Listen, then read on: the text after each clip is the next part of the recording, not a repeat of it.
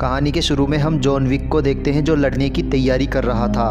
तभी उसके पास एक आदमी आता है जो जॉन विक का अच्छा दोस्त था। वह जॉन विक के लिए गन व गोलियों से बचने वाला सूट लेकर आता है और कहता है कि तुम्हें अपनी तैयारी अच्छी करनी होगी, तुम्हारा मुकाबला हाई टेबल से है। जॉन पहले उसके लिए ही काम करता था, वो एक माफिया था। जॉन ने जब से उसके साथ काम करना बंद किया तब से हाई टेबल के लोग जॉन के दुश्मन बन गए थे। इसके बाद हमें रेगिस्तान का सीन दिखाया जाता है जहां जॉन घोड़े पे सवार वहां के किंग के आदमियों को मार रहा था। वह सब जॉन से बचते हुए भाग रहे थे मगर जॉन उन सबको मार देता है और उनके किंग के पास जाता है। किंग कहता है कि जॉन, मैं जानता हूँ तुम हाई टेबल को ख़त्म करना चाहते हो मगर उसे ख़त्म करने के बाद तुम्हारी बर्बादी शुरू हो जाएगी।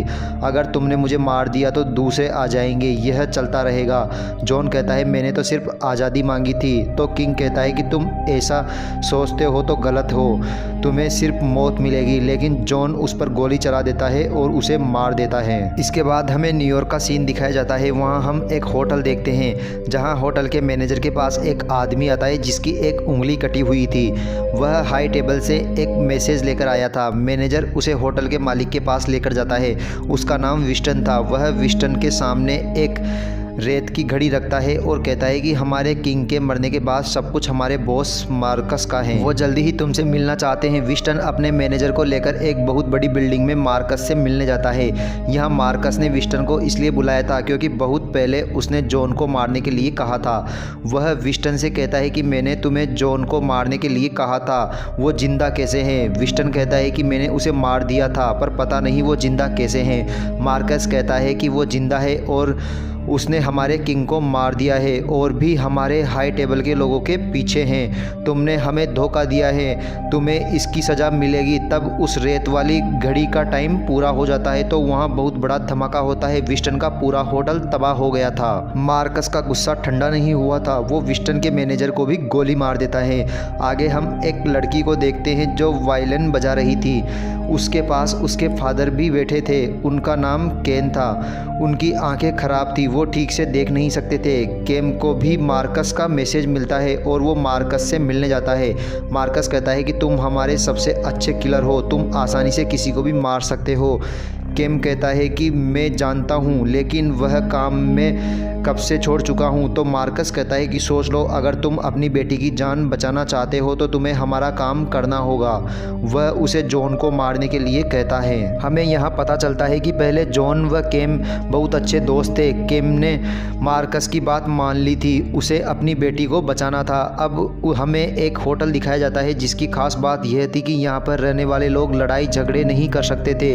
यहाँ लूटमार, चोरी, खून खराबा सब मना था। अब होटल के मालिक को उसकी बेटी सारी जानकारी दे रही थी। तभी वहाँ जॉन आता है तो वह लड़की कहती है कि डैड, इसे तो माफिया के लोग ढूंढ रहे हैं, वह इसके पीछे यहाँ तक आ सकते हैं। तो होटल का मालिक कहता है कि नहीं, ये मेरा दोस्त है, इससे बचाने की जिम्मेदारी मेरी है। तभी वहाँ होटल में मार्कस के लोग आते हैं और होटल के मालिक से पूछते हैं कि हमें पता चला है कि जॉन तुम्हारी होटल में है, अगर वह यहाँ पर है तो उसे हमें सौंप दो। होटल का मालिक कहता है कि वो यहाँ नहीं है, तुम तलाशी ले सकते हो। मार्कस के आदमी पूरी तैयारी के साथ आए थे। वो लोग हथियार निकालकर होटल के मालिक पर हमला कर देते हैं। होटल मालिक भी अपने आदमी को बुला लेता है। दोनों के बीच लड़ाई होती है। होटल के मालिक के लोग बहुत तेज थे, कोई तलवार तो कोई तीर चलाने में माहिर थे, सब लोग गन चलाने में तेज थे।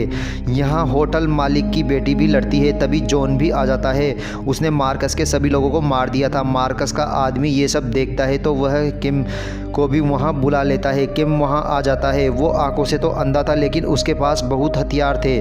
उसके पास एक छड़ी थी, जो भी उसके पास आता था तो वो वाइब्रेट होती थी। तभी जॉन आता है जिसका केम को पता चल गया था। केम जॉन को मारने वाला था। तभी वहाँ एक लालची आदमी आ जाता है। वो जॉन के पीछे था क्योंकि मार्कस ने जॉन पर बहुत बड़ा इनाम रखा था। वह आदमी उसे केम से बचा लेता है। वह चाहता तो जॉन को मार सकता है लेकिन वो ऐसा नहीं करता। वो चाहता था कि जब इनाम की रकम बढ़ेगी तब जॉन को मारेगा। अब होटल का मालिक व उसकी बेटी जान बचाकर वहाँ से भाग रहे थे तो उन्हें किम रोक लेता है। तो होटल का मालिक कहता है कि तुम कैसे भूल गए, एक टाइम तुम में जॉन बहुत अच्छे दोस्त थे, तुम जॉन की जान के पीछे कैसे पड़ सकते हो। किम कहता है कि मुझे माफ़ कर दो, लेकिन मुझे ऐसा करना होगा, मेरी बेटी की जान खतरे में है। इतना कहकर वह उसे मार देता है। उसकी बेटी जान बचाकर वहाँ से भाग जाती है और वह एक ट्रेन में पहुँच जाती है। वहाँ पर जॉन भी था, दोनों में दोस्ती हो गई थी। हम विस्टन को देखते हैं जो अपने खंडर होटल को देख रहा था। वहाँ पर जॉन का दोस्त भी आ जाता है जिसे हमें कहानी के शुरू में देखा था। इन दोनों का मार्कस ने सब कुछ ख़त्म कर दिया था। ये दोनों भी मार्कस के दुश्मन थे। दूसरी तरफ वही आदमी मार्कस से मिलने जाता है जो पैसों के लिए जॉन को मारने वाला था। उसके पास किम भी बैठा था। मार्कस का आदमी उसे बुलाने आता है तो किम कहता है कि मार्कस से कोई भी डील करने से पहले अच्छी तरह सोच लेना। जब वह अंदर जाता है तो मार्कस उससे पूछता है कि तुम कौन हो, तो वो कहता है कि कोई नहीं, मैं तुम्हें जॉन के बारे में बता सकता हूँ, उसे मारने के लिए $25 मिलियन चाहिए। तो मार्कस गुस्से में उसके हाथ पर चाकू मार देता है और कहता है कि अगर तुमने चाकू में से अपना हाथ बाहर निकाल लिया तो हमारी डील पक्की। वह लालची आदमी चाकू को नहीं अपने हाथ को ही खींच लेता है। उसके हाथ में से बहुत खून आ रहा था। तो यहाँ मार्कस के साथ उसकी डील पक्की हो जाती है। इधर विस्टन मैनेजर की कब्र के पास जाता है जहां पर जॉन भी आ गया था। जॉन कहता है कि मुझे आपकी होटल के में पता चला, ये सब आपके साथ मेरी वजह से हुआ है। आपने मार्कस के कहने पर ही मुझे नहीं मारा, पर मैं जल्दी ही सबको ख़त्म कर दूंगा।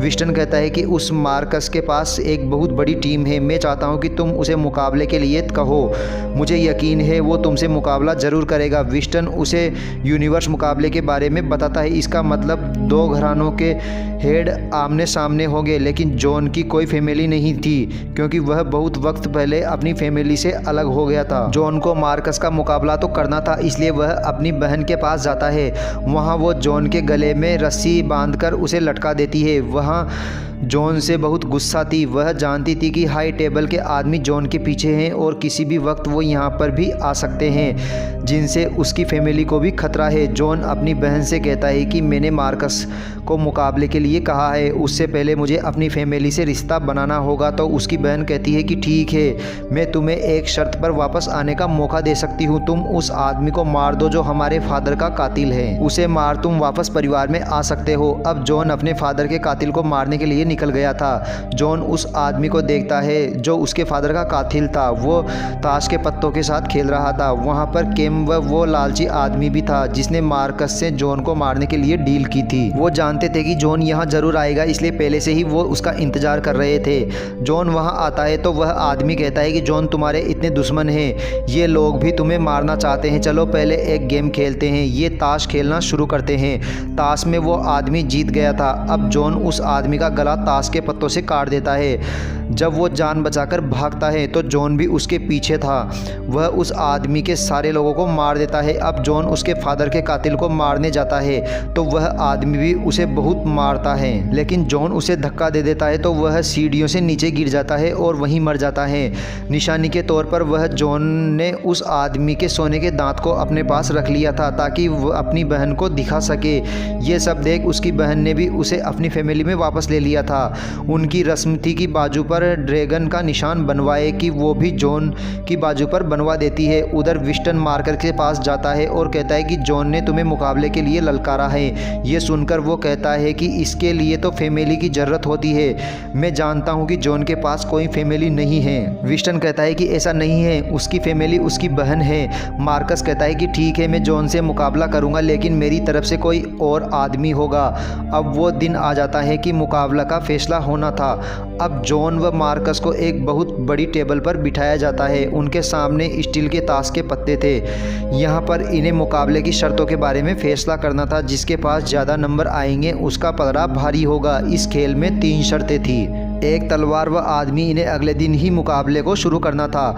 गेम का नियम ये था कि अगर कोई टाइम से नहीं पहुंचा तो उस आदमी को उसी जगह पर जाकर मार दिया जाएगा जहां पर वो मौजूद होगा। इसके बाद जॉन एक चर्च में किम से मिलता है। वह दोनों अपनी बातें करने लगते हैं। किम को अपनी बेटी को बचाना था, दोनों मजबूर थे। दूसरी तरफ मार्कस का आदमी उससे कहता है कि तुमने जॉन से मुकाबला करके अच्छा नहीं किया, मैं जानता हूं कि तुम्हें जीतने नहीं देगा। मार्कस कहता है कि ऐसा तब होगा जब वो मुकाबले के लिए आएगा। अब वह अपने एक आदमी के पास जाता है और कहता है कि इस खबर को चारों तरफ फैला दो, जो भी जॉन को मारेगा उसे बहुत बड़ा इनाम दिया जाएगा। दूसरी तरफ जॉन का दोस्त आता है, वो गन व एक शूट लेकर आया था।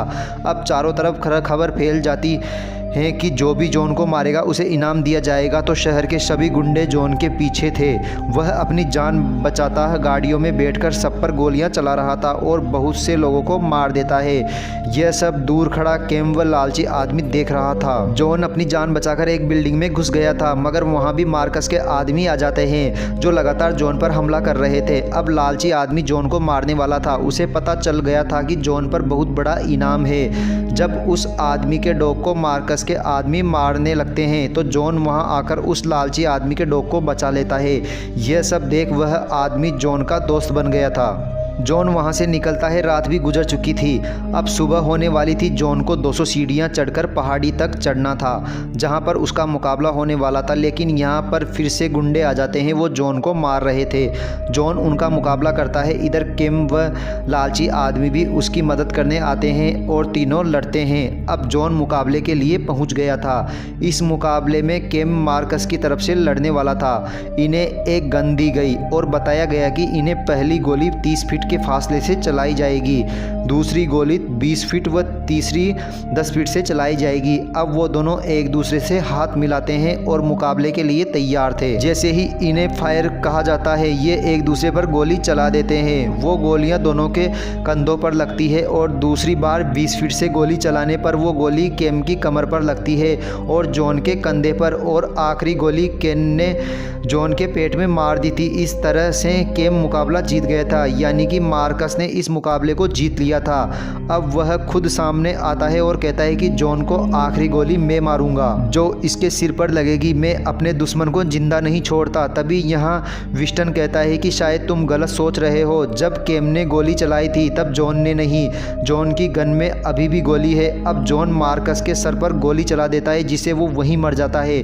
अब मुकाबला जॉन ने जीत लिया था। वादे के अनुसार जॉन को उसकी ज़िंदगी दे दी जाती है और फिर हाई टेबल ये भी वादा करता है कि विस्टन के होटल को दोबारा बनवाया जाएगा। अब उसकी तरफ से जॉन को कोई परेशान नहीं करेगा। और ये मुकाबला भी यहीं ख़त्म हो गया था। सीढ़ियों से उतरते हुए जॉन नीचे गिर जाता है क्योंकि वह बहुत जख्मी था। और इस कहानी के आखिरी में जॉन की कब्र उसकी बीवी के पास दिखाई जाती है। यहाँ पर विस्टन व जॉन का दोस्त भी उसकी कब्र पर थे। इस कहानी में हमें जॉन को मरते हुए नहीं दिखाया गया क्योंकि कोई नहीं जानता था कि वो जिंदा है या मर गया, या फिर विस्टन ने उसकी सच्चाई छुपाने के लिए उसकी नकली कब्र बनवा दी। इसी सवाल के साथ यह मूवी यहीं खत्म हो जाती है। दोस्तों, यह मूवी आपको कैसी लगी? अगर वीडियो पसंद आई हो तो चैनल को सब्सक्राइब कर दीजिए और वीडियो को लाइक कर दीजिए। मिलते हैं अगली मूवी के साथ, तब तक बने रहिए हमारे साथ।